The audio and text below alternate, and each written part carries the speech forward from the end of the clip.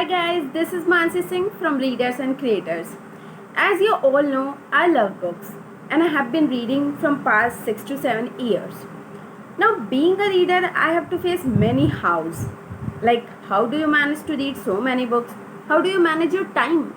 How do you complete your syllabus and your books together? So many questions.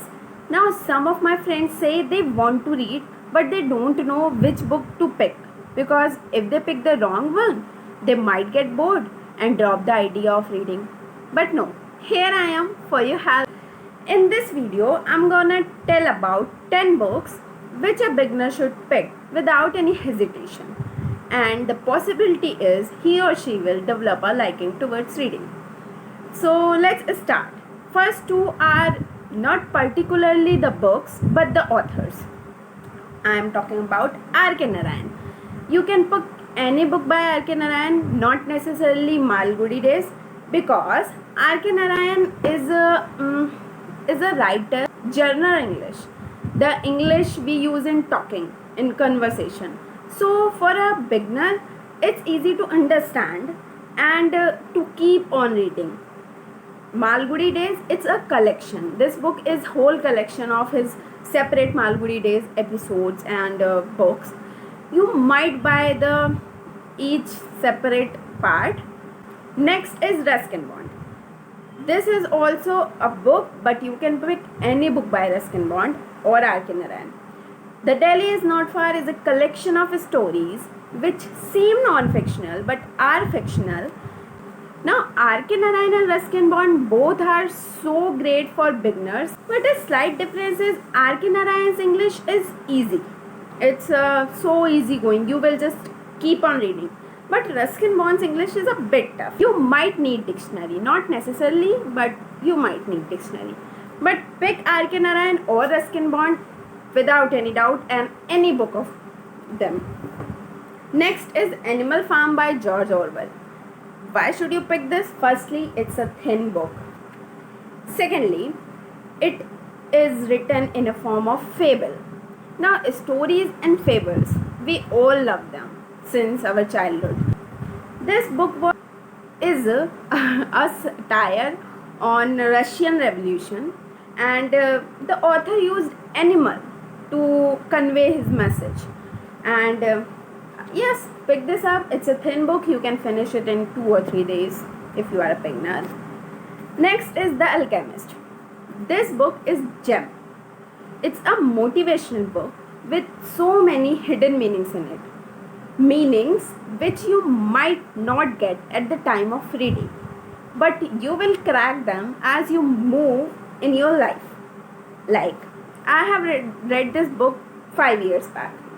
But if anyone posts a picture about Alchemist, a single page from between, I can instantly tell that it's from The Alchemist. How?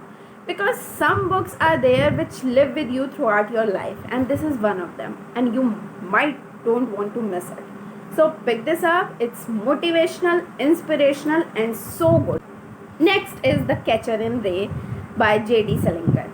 Now, the interesting thing about this book is it was written for adults, but after its circulation, it became widely popular among teenagers. Why? Because the protagonist is a teenager, and he is in that phase when a teenager is becoming a grown-up. He has the phase of rebellion and some major anger issues. If a teenager boy or girl would pick this book, they can immediately connect with the protagonist. And if people like me who have crossed that age pick this book, they can relive those moments. So go and read it. Next is To Kill a Mockingbird by Harper Lee. This book have racism, inequality, rape, and all the major discriminations of society from point of view of two kids, siblings, a brother and a sister. The point of view of kids make it special, because kids' perspective of life is so pure and naive.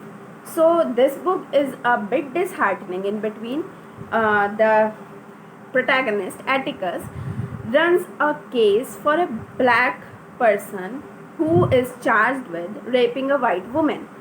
So yeah, the story in between become a heartbreaking, and you will just hate the discriminations of society. But that's why it's necessary to read this book to have the real idea of what our society is.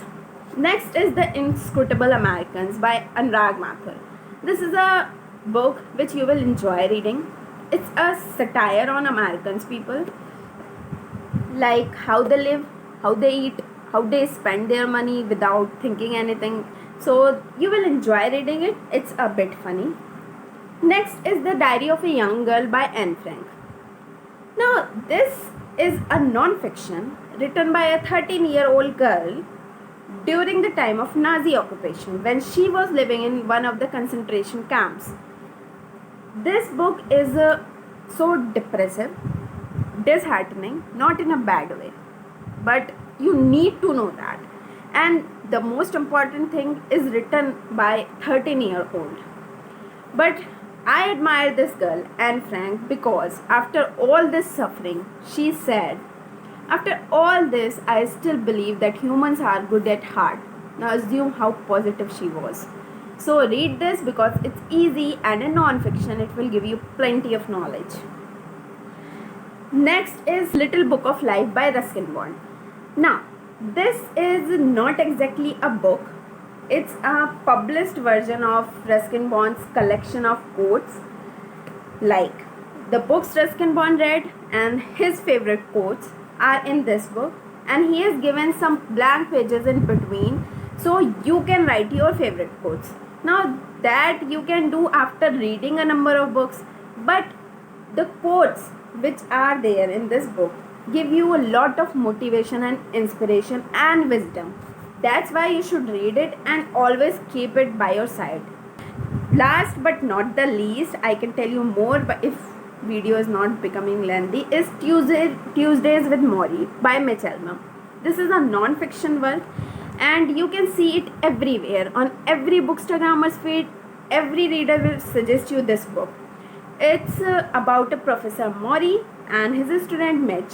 Professor Morrie, who is dying, he gives lessons about life every Tuesday to Mitch.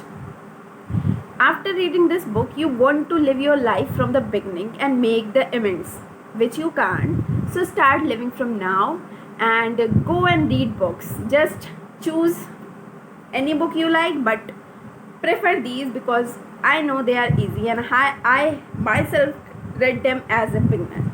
So okay, I have made a very lengthy video, but we will meet next. Bye bye. Keep reading.